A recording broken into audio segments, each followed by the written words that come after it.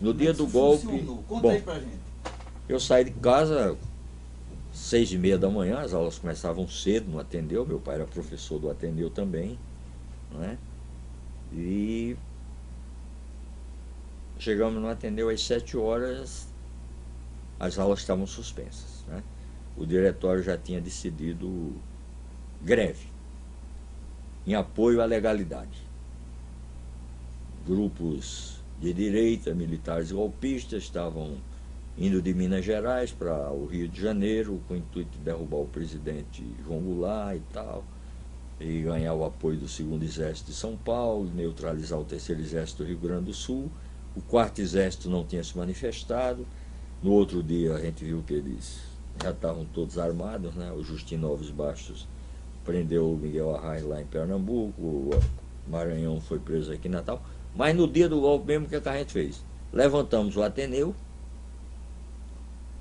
mandamos uma equipe, eu participei desse grupo para fazer comício no ginásio municipal, que ficava ali no Baldo, né?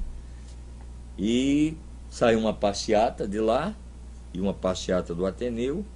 A do Ateneu teve um primeiro encontro já com as forças da repressão na Praça Pedro Velho.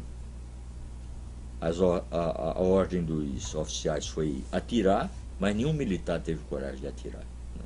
Isso é um fato interessante, eu estava presente. Lembra quem estava comandando essa tropa? Não lembro exatamente quem comandava essa tropa, porque eles já tinham feito umas alterações de comando, viu, o Roberto? Eles tinham feito o seguinte: a oficialidade nesse momento, né, já era gente de Pernambuco, do Ceará, da Paraíba, eram pessoas desconhecidas aqui do Rio Grande do Norte, exatamente para agirem de uma forma a mais violenta possível, quer dizer, sem vínculos com a cidade. Depois fizeram isso até com soldados, mandaram tropas de cidades, né, que é uma tática militar, quer dizer, uma cidade pequena como Natal, a tropa era toda conhecida do pessoal do Ateneu, tinha colegas, tinha amigos, tinha parentes, né, namorava com irmãs de caras, etc. Então, a gente foi até o Grande Ponto, teve comício do Grande Ponto, e de lá uma comissão se deslocou à Prefeitura Municipal para prestar solidariedade ao prefeito. Foi formado lá na Prefeitura, ali na sede da Prefeitura, até hoje, ali na Ulisses Caldas, né, o QG da Legalidade, comandado pelo prefeito Maranhão. O Gilene tem uma grande atividade, o Paulo Francinetti, o nosso companheiro da rede ferroviária, Batista, Valdo Batista, né, Valtinho. E nós tínhamos equipamentos muito elementares, né, nós fizemos um manifesto pela legalidade contra o golpe e rodamos em mimeógrafo, manual, né? Distribuímos pelo centro da cidade. É a questão da imprensa, rádio E e jornais. Rádios e jornais eram uma confusão. Tropas estão com Jango, tropas não estão com Jango, né? E o que se sabe é que os jornais de maior circulação, no caso era o Diário e a Tribuna, o Diário de cara já apoiando o golpe, os diários associados. E a Tribuna sem circular. Depois viemos a saber que tinha 2 edições, uma apoiando o Jango e outra apoiando o golpe. Aí quando o Jango perdeu a parada, no outro dia, no dia 1º de abril, sai uma edição da Tribuna apoiando o golpe militar. Eles fizeram 2 capas, né? Como foram jornal, 2 cartas também. 2 cartas na mão, né? Uma para um lado e outra para o outro. Então, e o clima na cidade? Já começou o lance do terror? O clima na cidade, no primeiro abril, foi um clima em que o povo tomou conta da cidade durante o dia. Mas às 18 horas, quando nós cansamos e resolvemos ir descansar para continuar a resistência no outro dia, eu lembro muito bem, eu estava com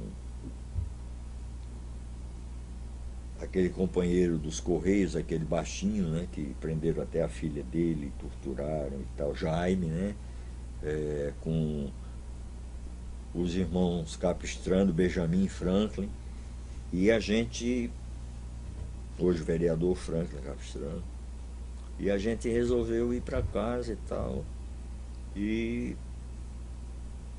a cidade então ficou no apagão, tudo escuro. E quando eu cheguei na altura da João Pessoa. Eu morava na Felipe Camarão, número 415, ali em frente à Correia Teles, onde morava o poeta Otoniel Menezes. Eu vi uma coisa que me estranhou bastante: soldados do exército, né, embalados, tropas, nas ruas, e onde tinha 2, 3 pessoas reunidas, eles chegavam já baixando o cacete e separando as pessoas. Então, era a orientação que tinha, né? Dispersa, dispersa, dispersa. Então a cidade praticamente correu para dentro de casa, né? Foi todo mundo para dentro de casa, tudo escuro, nas ruas. Tiraram a luz pública, né? Dentro das casas, luz. Aí cheguei em casa, meu pai com o rádio ligado, então eram músicas patrióticas, músicas marciais, militares, e dizendo que o presidente João Goulart tinha abandonado o país. Ele não estava no país, era mentira, ele estava no Rio Grande do Sul. E o Ranieri Mazzilli assumindo a presidência da República para depois passar por militares. No outro dia já não houve uma resistência nenhuma. No outro dia foi a caça às bruxas, todo mundo sendo preso, né? Todo mundo sendo preso. Eu, pela minha pouca idade, 14 anos de idade, né, escapei da prisão, obviamente. Mas companheiros como Gileno tiveram que fugir, Walter Batista e tal. E os que não conseguiram fugir foram logo para os quartéis. Os quartéis se encheram. Para que você tenha uma ideia, e hoje está provado, no dia 1º de abril foram presos no Rio Grande do Norte, aproximadamente 200 pessoas. Só no Rio Grande do Norte, né? Eu não posso nem dizer que esse número corresponde ao Rio Grande do Norte. Eu peço até para corrigir, é Natal. Quer dizer, estudantes, líderes sindicais, etc., movimentos associativos, intelectuais, artistas e tal. Então, Marinha, Exército, Aeronáutica e tal, tudo, Polícia Militar, tudo virou presídio, né? E os dados que nós temos hoje é que nesse dia foram presos no Brasil todo 200 mil pessoas. Em Mossoró prenderam quase 100 companheiros nesse dia, né? O velho Vivaldo Dantas, Joel Paulista, Guilherme, aquele pessoal todo, né? Então, e alguns conseguiram escapar, como foi o caso do Luiz Maranhão, escapar da prisão. Vulpiano não escapou, foi preso logo, né? Moacir Góes, João Maranhão. E o Gileno Guanabara conseguiu escapar também, que era a principal liderança secundarista. E as principais lideranças universitárias foram presas. Arruda Fialho, Geniberto, Ginani, esse pessoal todo foi em cana. Então foi uma coisa muito séria, né? Depois vieram as prisões em sequência. Pessoal da prefeitura, como a recentemente falecida, lamentavelmente, Maílde Pinto, a Maria Lali Carneiro, a Maria Diva da Salete Lucena, Margarida, Berenice, esse pessoal todo. Isso era tudo direto. Rapaz, não havia nenhum esquema de segurança, nem ninguém tinha para onde ir, né? Era uma situação de desespero e nós, que éramos jovens, pessoal da juventude e tal, carentes de direção e de orientação. Para que você tenha uma ideia, nós só conseguimos reorganizar o partido a partir de 1966. O ano de 65 foi um ano de absoluta parada nas nossas atividades, né? O resto de 64 e todo o ano de 65. Quer dizer, 20 meses de absoluta hibernação política. Aí, né? Depois disso tudo, aí aparece o Veras e o Lacerda. Aí como é que a coisa... O Veras e o Lacerda, eles chegam aqui no mês de abril, né? E começam a fazer levantamentos, inclusive convidados pelo governo do estado, pelo doutor Aloysio Alves, e eles concentram principalmente na máquina do poder público, né? A Prefeitura Municipal de Natal, funcionários dos poderes executivo, legislativo e judiciário, né? Então, Rede Ferroviária, sim, os órgãos federais, sim, tinha o nosso companheiro lá da Rede Ferroviária, que era, inclusive, depois foi esposo da Berenice, né? O Heber Maranhão, que faleceu num desastre de automóvel no Rio de Janeiro, já no governo Brizola, e que passou um bom tempo da sua vida na Nicarágua, foi um grande companheiro. Me reencontrei com ele anos depois, no Rio de Janeiro, né? E ele foi uma pessoa de muita importância, porque ele dirigia a rede, mas dirigia a rede junto com o sindicato dos ferroviários, né? Era um processo de integração e era um homem de confiança do João Goulart e tal. Então, tanto que ele está no ato 1, né? ele foi caçado no ato. É um dos primeiros, né, caçados, exatamente, pelo cargo importantíssimo que ele ocupava, né? Porque ele, ao mesmo tempo que ele dirigia todo o sistema ferroviário aqui, ele participava do Conselho Nacional, né, de Transportes. Então ele era um homem que despachava diretamente com o ministro de Viação, aquele negócio, eu acho que o termo era esse, né? Não tinha Ministério de Transporte, Viação e Obras Públicas, né? Então, e era um bom agitador, um orador, uma pessoa bastante conhecida. Então o golpe me pega no Ateneu, nós tentamos resistir, jogamos pedra nas tropas, eles receberam ordem de atirar e não atiraram. E nós fomos até o centro da cidade, fizemos comícios, etc. e tal. Mas a partir do dia 2 de abril não houve absolutamente mais nenhum ato de resistência e as pessoas que não conseguiram fugir, foram poucas por sinal as que conseguiram fugir, a grande maioria foi presa. E eu mesmo só voltei às aulas, acho que uns 15 dias depois do golpe militar, né? E já sendo objeto de todo um processo de perseguição, de denúncia, que não se consumava pela minha idade, né? Era prender uma criança praticamente, né? E também não oferecia nenhum perigo, né, aos novos detentores do poder, pela minha inexperiência e por não ter expressão política nenhuma.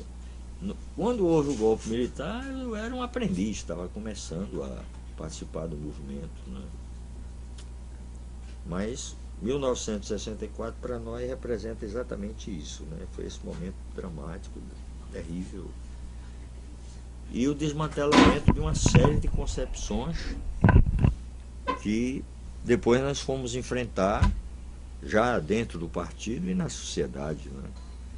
Com a reorganização do PCB, a partir de 1966, houve também a reorganização da Ação Popular. Os trotskistas aqui sempre tiveram uma influência muito pequena, né?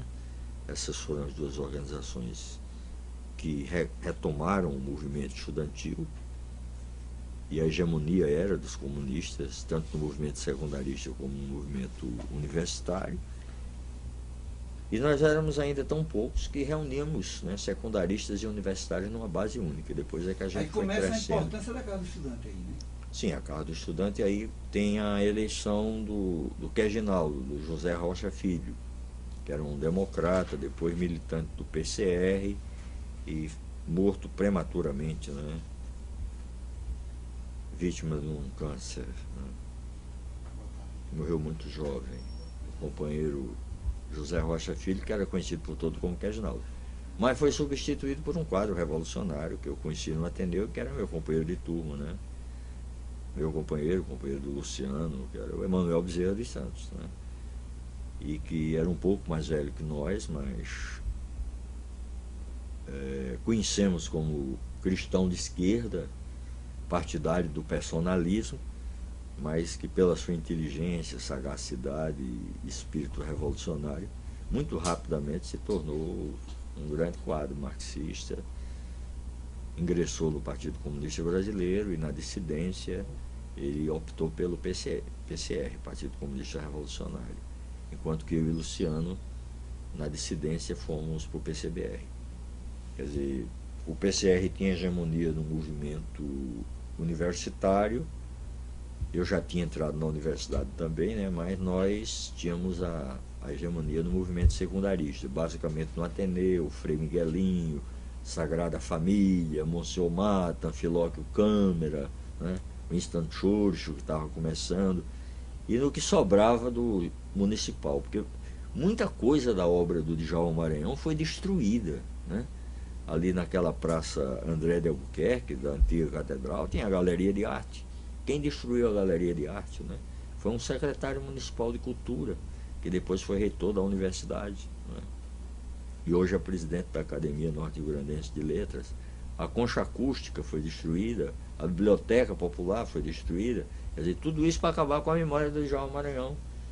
O Palácio dos Esportes... Até o ginásio municipal derrubaram também. Sim, o ginásio municipal deixou de existir, que era um dos melhores estabelecimentos de ensino de grau médio que tinha, né? Quase ao nível do Ateneu e do Miguelinho, que eram os dois melhores. Quer dizer, e nós tínhamos um ensino médio de boa qualidade naquele tempo. E o ginásio municipal foi todo construído pelo Djalma Maranhão. E funcionava 3 turnos, de manhã, de tarde e de noite, né? Então, teve figuras importantes no ginásio municipal na nossa luta, como o Irapuã, né? O Taca, né? Foi uma figura importante. E figuras que tiveram um final melancólico, né? Tanto ideológico como do ponto de vista físico, como o Gessino, né? Começou a militância lá no ginásio municipal.